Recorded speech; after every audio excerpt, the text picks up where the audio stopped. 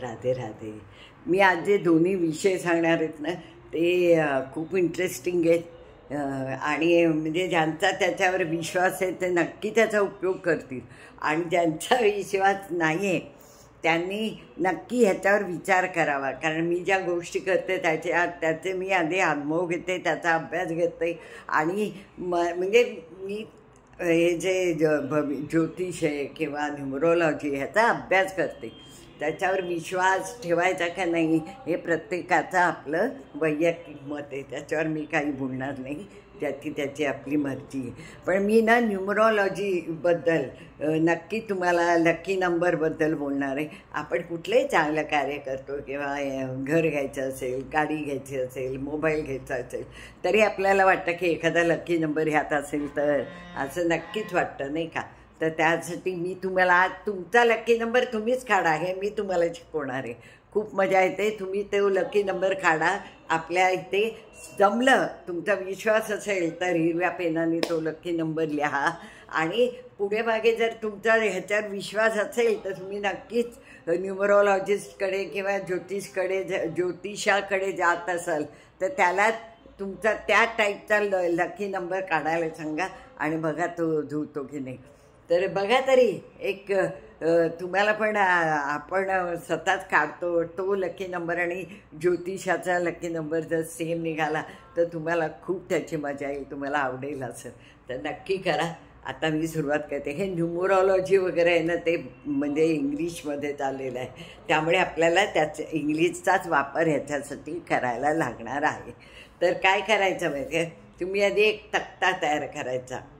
ए B C D E असं लिहायचं, म्हणजे झेडपर्यंत. एच्या खाली 1, बीच्या खाली 2, सीच्या खाली 3, डीच्या खाली 4, ए बी सी डी, ईच्या खाली 5. अशा प्रकारे शेवटपणे मला वाटतं 26 येतात, 27 काहीतरी येतात. आकडे लिहिलेत, कॅपिटलमध्ये ABCD लिहिलेत, बस. आता तुम्ही काय करायचं, तुमचं नाव जसं माझं नाव आहे त्याच्यात मधलं नाव घ्यायचं नाही. म्हणजे तुम्ही वडिलांचं नाव असेल तुमच्याकडे तर ते घ्यायचं नाही किंवा मिस्टरांचं नाव असेल तर ते घालायचं नाही. म्हणजे माझं तर अर्चना कुलकर्णी असं मी वर लिहिणार. आता मला समजा एक एक्झाम्पल देते, ते तुम्ही करायचं आहे. मनीसाठी मला विचारायचं. आजकाल मनीसाठी सगळे धावतात म्हणून मी तुम्ही हेल्थ लिहू शकता, तुम्ही एज्युकेशन लिहू शकता, तुम्ही प्रॉस्पॅरिटी लिहू शकता, कुठल्याही गोष्टीसाठी तुम्ही ते काढू शकता. तर आता मी समजा MONEY असं कॅपिटलमध्ये लिहायचं. वर अर्चना कुलकर्णी कॅपिटलमध्ये लिहिलं मी, खाली MONEY मनी लिहिलं. त्यात बघायचं कुठले सेम अक्षर आहेत. तर माझ्या वरच्या आणि खालच्या ह्याच्यामध्ये N अक्षर लकी आहे माझं, होय की नाही. MONEY आणि ARCHANA अर्चना, कळलं की नाही. तर वरच्या ह्याच्यात माझं N आलं, खालच्या ह्याच्यात माझं N आलं. तर N आणि Nला टिकमार्क करायची आणि तुमच्या तक्त्यात त्या Nच्या खाली कुठला आकडा लिहिला आहे तो बघायचा, कळलं की नाही. तर तो आकडा समजा 5 असेल, 8 असेल, 10 असेल, व्हॉटेवर. तर 9पर्यंत आकडा आला तर तो तुमचा लकी नंबर. पण समजा 2 अक्षरं आली किंवा 3 अक्षरं आली, समजा A आलं, D आलं, P आलं, तर तुम्ही Aच्या खालचा आकडा घ्यायचा प्लस D बोलले तर मी प्लस Dच्या खालचा आकडा प्लस करायचा, प्लस Pच्या खालचा आकडा प्लस करायचा. ते तिन्हीची बेरीज करायची. त्या तिन्हीची बेरीज समजा 18 आली, फॉर एक्झाम्पलच सांगते, तर त्याचं एकेरी याच्यात करायचं. 1 + 8 = 9. तर तुमचा लकी नंबर 9. आता अशा प्रकारे तुम्ही तुमचं वेल्थ WEALTH वेल्थ लिहायचं, वर तुमचं नाव लिहायचं. कॉमन नावं काय आहेत, कॉमन अक्षरं कुठली आहेत ती काढायची तक्त्यामध्ये त्याचे नंबर काय येतात ते काढायचे आणि ते जर 9पर्यंत असले तर हरकत नाही, तर 9च्या वर असले तर 2 आकडी येतं, त्याची बेरीज करायची, तोच तुमचा लकी नंबर आहे. तो हिरव्या अक्षराने इथे लिहा. बघा तुम्हाला काही फायदा होतो का किंवा काही तुमचं लक साथ देतं का. कारण काय, तुम्ही जेव्हा ज्योतिषाकडे जाता तर तो किंवा न्यूमरॉलॉजी बोला हे मला असं वगैरे करून तेच करतात, हे माझ्या लक्षात आले. म्हणजे मला असं वाटतं, तर तुम्ही एकदा नक्की असा करून बघा आणि तुमचा लकी नंबर तो. मग तुम्ही खाली जे पाहिजे ते लिहायचं. जसं मी मनी लिहिलं, तुम्ही वेल्थ लिहा, तुम्ही एज्युकेशन लिहा, तुम्ही हेल्थ लिहा, तुम्ही प्रॉस्पॅरिटी लिहा. जे लिहाल त्याचं कट करायचे सेम त्याची बेरीज करायची, ती एका एरी ह्याच्यात आणायची आणि तो आकडा तुमच्या ह्याच्यात लिहायचा. तोच तुमचा लकी नंबर असतो.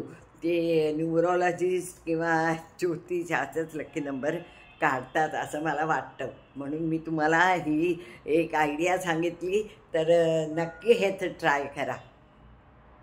आता दुसरं म्हणजे मी तुम्हाला अतिशय उपयोगी आणि महत्त्वाची गोष्ट तुम्हाला सांगणार आहे. एक अत्यंत महत्त्वाचा मी तुम्हाला ॲक्युप्रेशरची एक गंमत सांगणार आहे. मी तुम्हाला मागे एकदा एका व्हिडिओत म्हटलं की माझ्या आईने हे सगळं मला कधीचं शिकवलं, पण मी काय एवढं मनावर घेतलं नाही. पण आता ह्याचाच अतिशय उपयोग होतो. आपण उत्सुक डॉक्टरकडे हल्ली आणि सगळे स्पेशालिस्ट, फॅमिली डॉक्टर हा कन्सेप्ट बहुतेक गेलेला आहे. जायचं तर सर्दी झाली तरी स्पेशालिस्ट आणि खोकला झाला तरी स्पेशालिस्ट. तर छोटे छोटे उपाय आहेत, तुम्हाला नक्की पडते आणि करून बघा. ह्याला पैसे नाही लागत. तुम्ही टी व्ही बघताना, गप्पा मारताना, झोपलेले असताना असं करा. हे आपला हा आहे ना अंगठा, हा आपला चेहरा असतो. हे बघा, हा उंचवटा असतो, हे आपलं नाक, बाजूला 2 डोळे, हे तोंड, हे कान, कळलं, हे हे कपाळ. तुमचं डोकं दुखत असेल, त्रास होत असेल डोक्यात, हे प्रेस करा. करून बघायला काय हरकत आहे. लगेच भराभरा आपण कुठली तरी अँटीबायोटिक किंवा एकदम स्ट्रॉंग गोळी घेतो डोकं थांबायला. तर थोडंसं पेशन्स ठेवा. एक फार लवकर गुण येतो याचा. असे एक 30 सेकंद एकदा करा, परत थोडं थांबा, परत 30 सेकंद करा. हे डोक्याचं झालं. डोळ्याचे काहीही, म्हणजे डोळ्यातनं पाणी येत असेल, डोळे तळावले असतील, मग की लगेच आपण ते ड्रॉप्स घालायच्या आधी तुम्ही समजा हे असे दोन्ही डोळे प्रेस करू शकता. सर्दी झाली किंवा काय झालं तर हे तुमचं नाक हे प्रेस करा. करून बघा ना काय त्यांनी प्रॉब्लेम. दात दुखत असेल तुमचा दात, तर तुम्ही आधी हे प्रेस करा. बरोबर, आपण किती सहन होत नाही ना दात दुखणं. हे बघा, हे तोंड आहे, हे नाक आहे, हे डोळे आहेत, हे तुमचं डोकं आहे, हे कान आहे. कानाचं काय, कानात दुखत असेल, कानात पू येत असेल, काय रक्त म्हणजे कधी कधी ते काय ते स्त्राव होतो तो आणि सहन होत नाही आपल्याला, आवाज येत असतात कानात, टिनिटस म्हणतात, तर तुम्ही हे प्रेस करा. हा आपला गळा, कळलं की नाही. घशाचे काही रोग असतील किंवा काही हे असेल ना, काय म्हणतात त्याला, तो शब्द मी विसरले.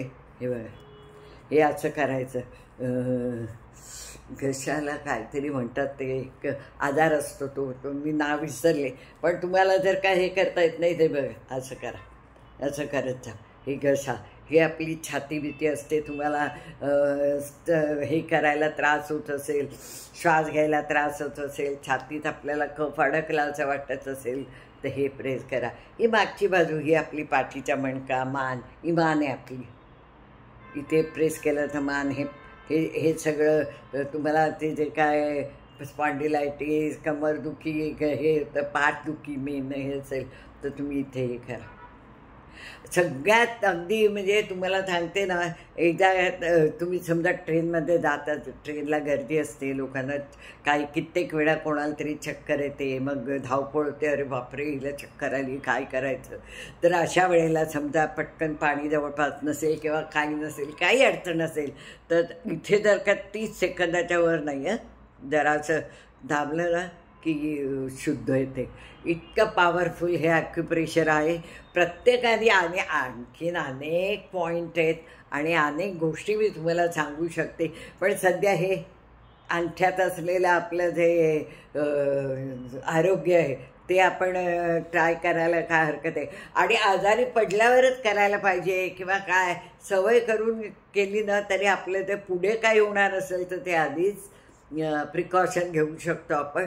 नक्की करा. हे डोक्यासाठी हे डोळे, हे मी मुद्दामन असा ड्रॉइंग काढलं की ताकी तुम्हाला पटेल आणि तुम्ही कराल. कळलं? करून बघायला काही हरकत नाही. ह्यानी काय झाला तर फायदा, नुकसान नक्कीच नाही. राधे राधे.